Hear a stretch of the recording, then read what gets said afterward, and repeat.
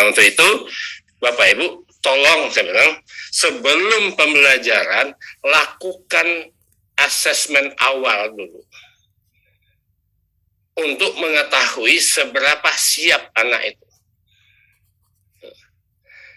Nah, sehingga kita tahu berapa jarak antara kemampuan awal anak itu dengan tujuan yang akan dicapai.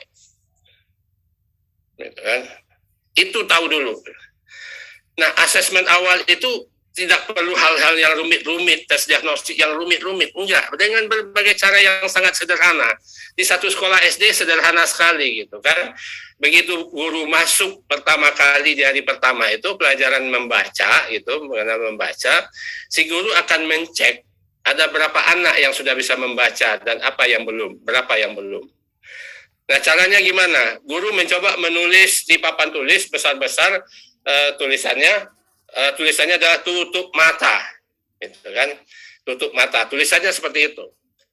Lalu si guru bilang ke anak-anak, setelah dari hitungan 1, 2, 3, lakukan apa yang ditulis di papan tulis. Lakukan apa yang Bapak tulis di papan tulis. Nah, begitu 1, 2, 3, lihat, gurunya melihat ke kelas. Ada 5 anak yang nutup matanya. 25 anak yang lain tidak nutup mata. Berarti ada indikasi bahwa di kelas itu, dengan 30 anak di kelas itu, ada 5 anak yang sudah bisa membaca. 25 anak yang lain belum. Informasi itu sudah cukup sebagai asesmen awal. Akhirnya si guru mencoba mengatur strategi pembelajaran.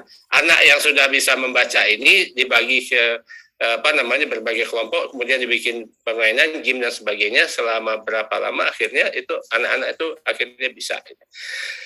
Nah, artinya Bapak Ibu, asesmen ini bukan untuk mendapatkan nilai angkanya, bukan.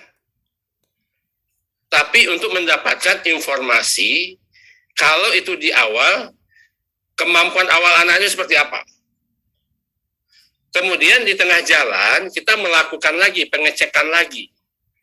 Seperti tadi Bu Nini bilang naik Grab. Begitu Grabnya sudah datang, kita sudah naik, itu suara dari telepon kita itu mengingatkan belok ke kanan, belok ke kiri, belok ini. Lalu kemudian kita menjadikan data itu sebagai pertimbangan. Oh, jalan ke sana macet, jalan ke sini ini jalan ini paling cepat, jalur tercepat. Akhirnya kita bilang ke drivernya, Bang, lewat sini saja. Kenapa lewat sana itu macet? Artinya kita punya dapat data bahwa jalan yang seharusnya kita tempuh itu tidak bisa karena ada sesuatu, lalu kita mengambil keputusan menempuh jalan lain agar kita sampai. Berarti asesmen di tengah-tengah proses itu untuk mencek apakah kita salah jalan atau tidak.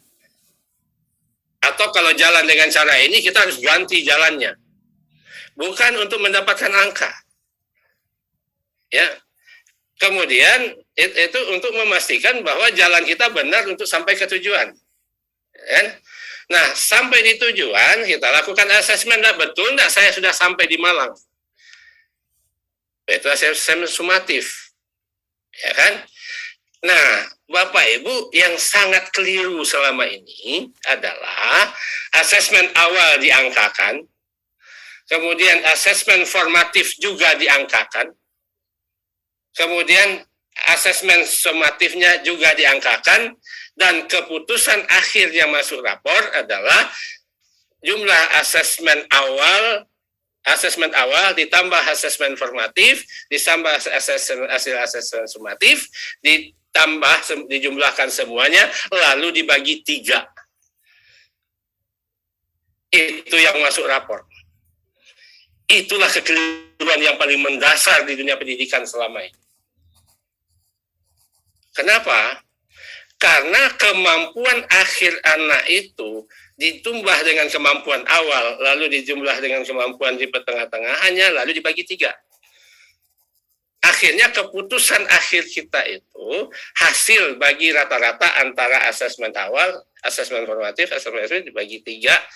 Nah, misalnya gini, dan itu artinya kemampuan akhir anak dikurangi dengan kemampuan awal anak, itu keputusan kita.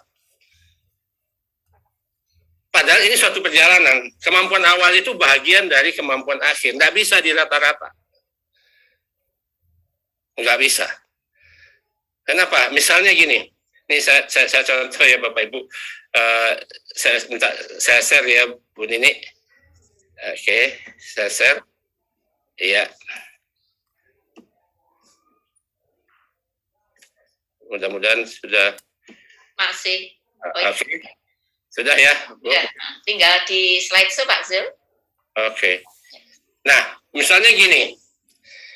Ini kan contoh penerapan fungsi asesmen. Jadi Bapak Ibu, asesmen awal, asesmen formatif, asesmen sumatif, itu kita bicara fungsi asesmen sebetulnya. Fungsi mendeteksi awal, fungsi mencek di tengah-tengah, dan fungsi mencek di akhir.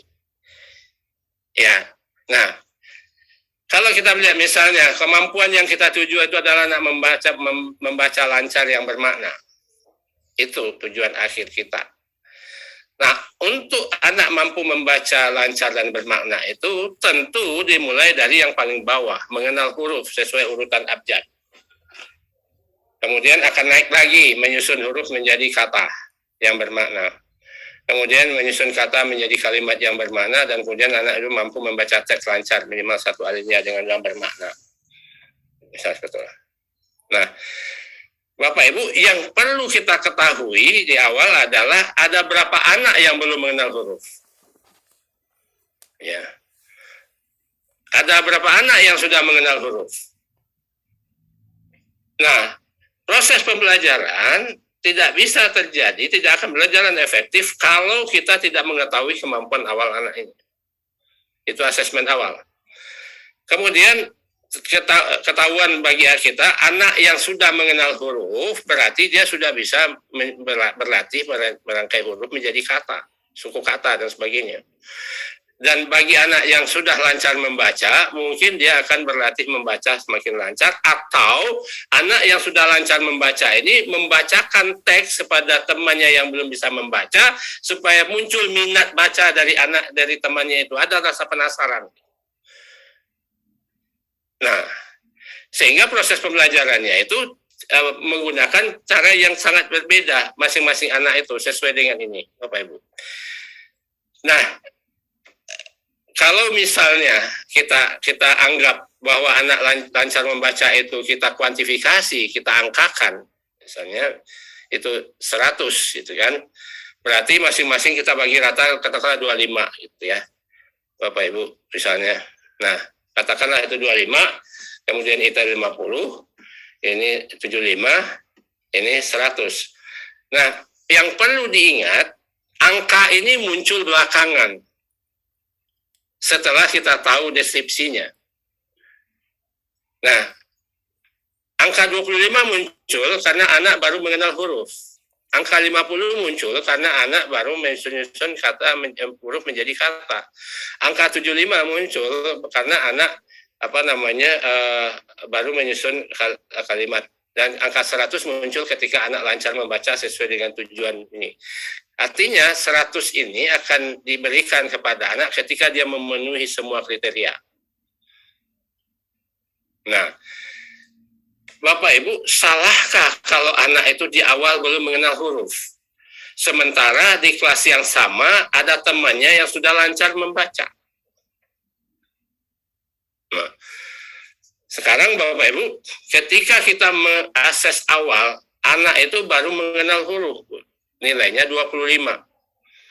Kemudian terus belajar diakses lagi ketika dia sudah bisa merangkai huruf menjadi kata, 50. Kemudian disusun lagi, dilihat lagi ketika anak ternyata mereka sudah mampu menyusun kata menjadi kalimat. Kemudian terakhir kita lakukan asesmen, ternyata dia sudah sangat lancar membaca dan bermakna, 100. Pertanyaannya, berapakah nilai anak yang sesungguhnya? Ya 100. Kan tidak 25 tambah 50 tambah 75 tambah 100 lalu dibagi 4. Tidak. Atau katakan misalnya Bapak Ibu, sebenarnya kalau seandainya ini anak di sini 20, lalu di sini 60, lalu di sini 100 gitu. Kenapa 60? Karena belum ini. Nah, di sini 100 dia lancar membaca. Kan nilai akhirnya adalah kita lihat kemampuannya 100 ini. Tidak dikurangi dengan 20 tambah 60, 180, 80 tambah 100, lalu dibagi 3, jadi 60. Padahal dia lancar membaca. Nah, lalu ketika kita mendeskripsikan 60 itu, dibilang di bawah KKM angkanya. Padahal dia lancar membaca. Kenapa di bawah KKM? Karena kita rata-ratakan. Jadi kemampuan awal anak, kemampuan di tengah-tengah jalan, kemudian kemampuan akhir, di total, lalu dibagi 3. Artinya, si anak itu tidak boleh tobat. Gitu. Tidak diakui pertobatannya. Kalau dia sudah rendah di awal, dia harus rendah selamanya, karena dia rata-rata. Kalau anak sudah tinggi di awal, dia akan tinggi selamanya. Dan yang lebih hebat lagi, anak yang rendah di awal ini, kemampuannya hanya diakui sampai batas KKM saja, dan tidak boleh melewati anak yang lebih dulu pintar. Sekalipun dia sudah bisa membuktikan bahwa dia itu sudah bisa membaca, tapi nilainya di bawah KKM. Kenapa? Karena dia remedial.